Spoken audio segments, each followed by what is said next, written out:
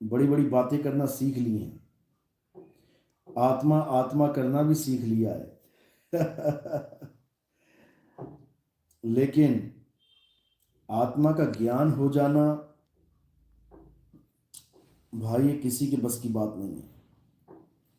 आत्मा आत्मा करने वाले बहुत मिलेंगे अभी, लेकिन आत्मा का बोध जिसको हो जाए वो बिरला ही होता है। परमात्मा की कृपा से ही आत्मा का बोध होता है, अपने निज स्वरूप का बोध होता है।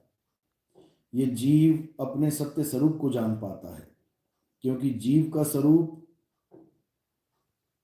वो तभी जान सकता है जब उसके जीवन में कोई ये बताने वाले आ जाए कि भाई तो अविनाशी है, लेकिन अपने भूल के कारण जीव बना बैठा है। तो अविनाशी आत्मा है, तू अजन्मा है, लेकिन अज्ञानता में जन्म मरण में फंसा पड़ा है। तो जब अपने आत्म स्वरूप का यानी शुद्ध चैतन्य स्वरूप का, यानी जिसको परमात्मा भी कहते हैं, आत्म स्वरूप, शुद्ध आत्म स्वरूप, इसी को परम पिता परमात्मा का स्वरूप भी कहते हैं। इसलिए बोला है सत्य स्वरूपी नाम साहिब का, यानी जो सत्य स्वरूप है वही साहिब का नाम है, और वही हमारा नाम है। सत्य स्वरूपी नाम साहिब का, सो निज नाम हमारा। दोनों का एक ही नाम है। इसीलिए जब हम किसी भी गुरु से नाम दीक्षा लेने जाते हैं तो वो हमें हमारा निज नाम देता है, क्योंकि हमारा निज नाम और परमात्मा का नाम एक ही है, अलग अलग नहीं है। अगर किसी गुरु ने तुम्हें परमात्मा का नाम दे दिया जपने के लिए, ये कह के कि भाई तुम तो एक आत्मा हो, तुम तो एक जीव हो, तुम्हें परमात्मा का नाम जपना चाहिए, और उसने तुमसे जपवा दिया,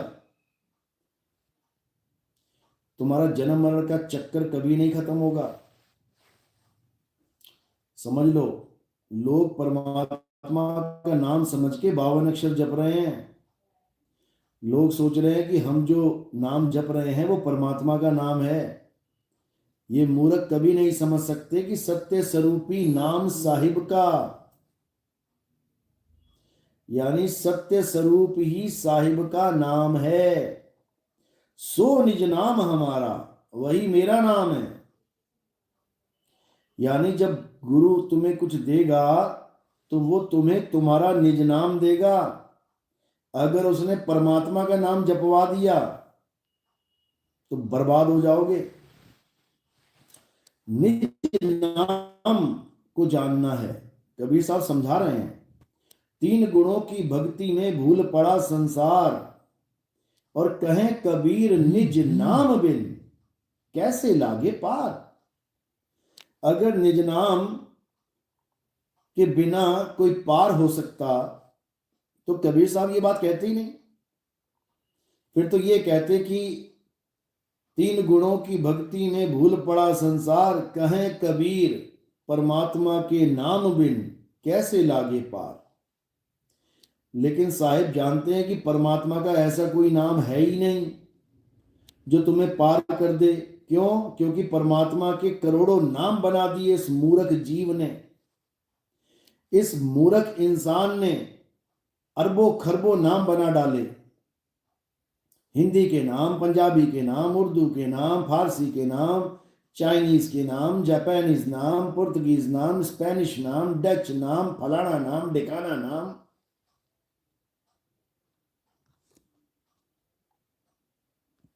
समझो,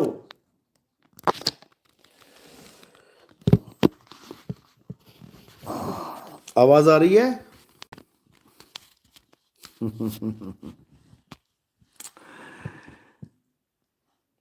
तो परमात्मा के नाम अगर कोई जपेगा तो बर्बाद हो जाएगा, और अपना निज नाम अगर कोई जान लेगा तो आबाद हो जाएगा।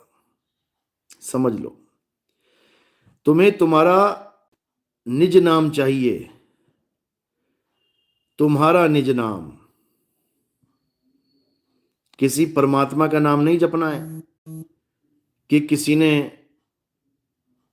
ये मान लिया कि परमात्मा राम है तो राम राम जपने लगा, किसी ने मान लिया परमात्मा कृष्ण जी हैं तो कृष्ण कृष्ण जपने लगा, किसी ने मान लिया कि परमात्मा हनुमान जी हैं तो हनुमान हनुमान जपने लगा, किसी ने मान लिया कि परमात्मा शिव जी हैं तो शिव शिव जपने लगा, किसी ने मान लिया कि परमात्मा राधे है तो राधे राधे जपने लगा। बिल्कुल नहीं जपना है, बिल्कुल भी नहीं। परमात्मा का कोई नाम है ही नहीं जो जपने में आ जाए। ये जपने में आने वाले सारे नाम इंसानों के बनाए हुए हैं अपनी अपनी भाषा में। इनको 52 अक्षरी नाम कहते हैं और कबीर साहब कहते हैं कि 52 अक्षरों को जपने से किसी का कल्याण होने वाला नहीं है। पानी पानी जपने से किसी की प्यास बुझने वाली नहीं है। राम राम जपने से किसी काम मिलने वाला नहीं है। समझो, लग रहा रामपाल का चेला आ गया कोई। आपका मंत्र काल का है। अरे मोटी बुद्धि, काल का नाम ही बता दे, होता क्या है काल का नाम है?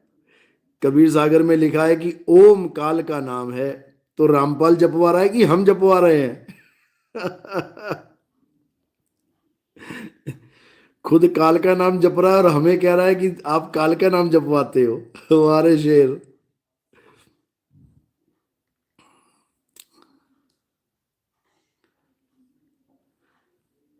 तो भाई काल का नाम क्या है? 52 अक्षर,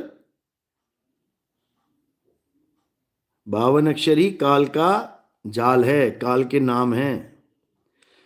52 अक्षर जीव आधारा, आदि अक्षर जीभ्या से न्यारा, वाही को सत सिमरण कहिए, सिमर सिमर नर उतरो पारा। ये जो 52 अक्षर हैं यही काल का जाल है। जहां लग बाणी मुख प्रकाशा, तहां लग काल करे सब ग्रासा। समझ लो, सनी 786, अल्लाह से बड़ा कोई नहीं है। आपने देखा था क्या अल्लाह को? अल्लाह को देख के आए हो कि बड़ा है कि छोटा है, कैसा है अल्लाह? सुनी सुनाई बातों पे यकीन मत किया करो। सुनी सुनाई बातों पे सारी दुनिया यकीन करके बैठी है। ईसा मसीह कहते हैं गॉड से बड़ा कोई नहीं है। ईसाई भाई कहते हैं गॉड से बड़ा कोई नहीं है। हिंदू भाई कहते हैं राम से बड़ा कोई नहीं है। आप आ गए हो मुस्लिम भाई, कह रहे हो अल्लाह से बड़ा कोई नहीं है। सरदार सिख भाई कहते हैं वाहिगुरु से बड़ा कोई नहीं है। तुम पहले नाप ही लो एक बार जाके, कितना बड़ा है और कितना छोटा है अल्लाह वाहिगुरु गॉड खुदा।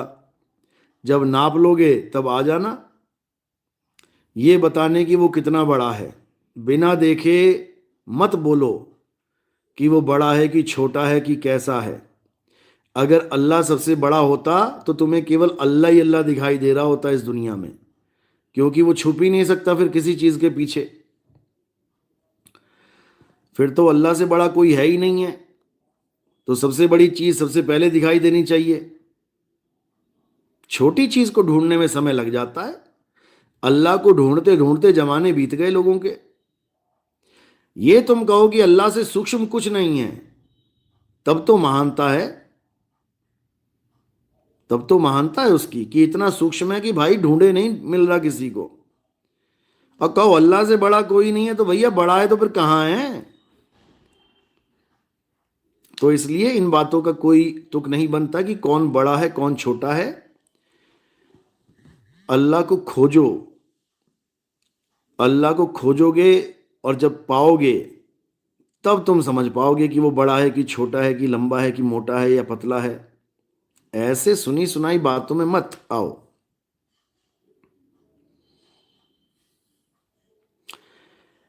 निशा चौधरी, आप भी भगवान की वजह से यहां बैठे हो, ये सब बोल रहे हो। भाई साहब, भगवान की जिस दिन तुम्हें डेफिनेशन पता लग गई ना, उस दिन तुम्हारे मुंह से ये बात नहीं निकलेगी। पहले भगवान को जानो। तू ही राम, तू ही रहीम, तू ही करीम, तू ही खुदा, तू ही कृष्ण। बिल्कुल सही लिखा है आपने, लेकिन इसको तत्व ज्ञान में समझोगे तब समझ में आएगा। कहने को सब कह देते हैं।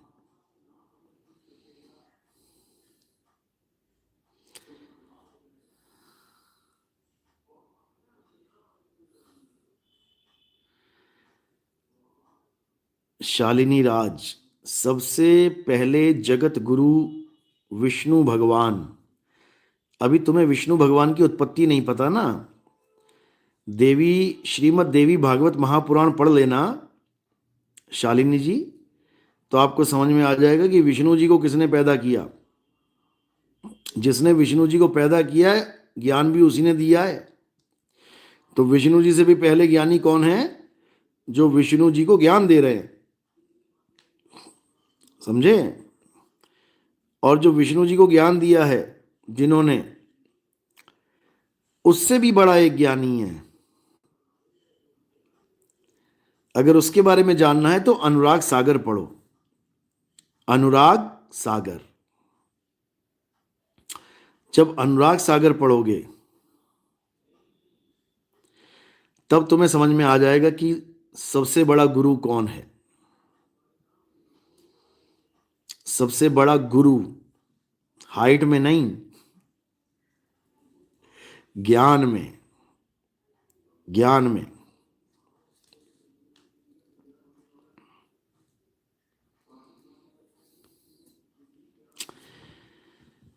सतनाम सतनाम सतनाम।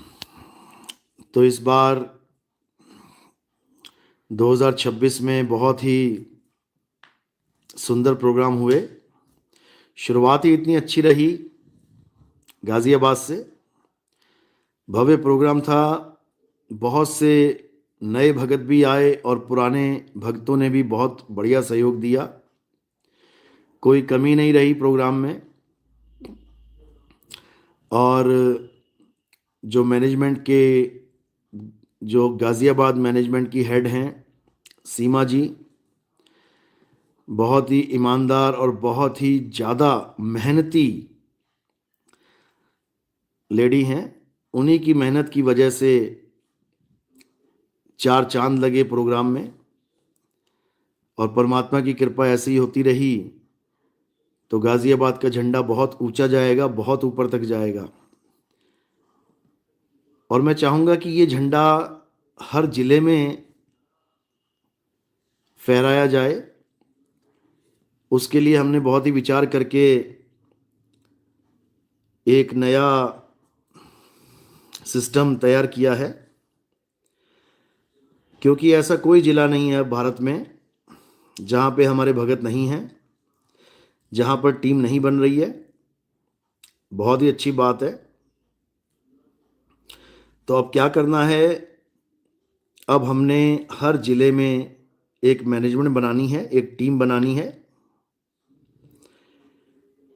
और अपनी टीम को मजबूत करना उस जिले के मेंबर्स का काम होगा।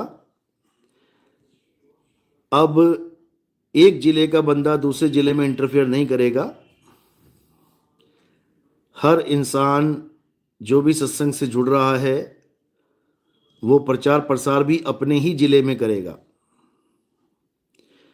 अब कोई भी भगत अपना जिला छोड़ के किसी और जिले में प्रचार करने नहीं जाएगा।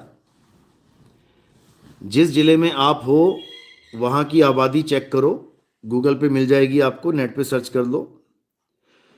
जैसे कोई दिल्ली में है तो दिल्ली की आबादी आप चेक करोगे 3.5 करोड़ के करीब है। पूरा जन्म आपको दिल्ली में ही बीत जाएगा इन लोगों से मिलने में, बाहर जाने की ज़रूरत नहीं पड़ेगी। कोई चंडीगढ़ का है तो चंडीगढ़ की आबादी चेक कर लो। कोई अमृतसर का है तो अमृतसर की आबादी चेक कर लो। कोई जयपुर का है तो जयपुर की आबादी चेक कर लो, कोई यूपी में लखनऊ का है, कानपुर का है, अपने अपने जिलों की आबादी चेक कर लो और ये टारगेट बना लो, ये टारगेट बना लो कि हमने कितने लोगों से रोज मिलना है।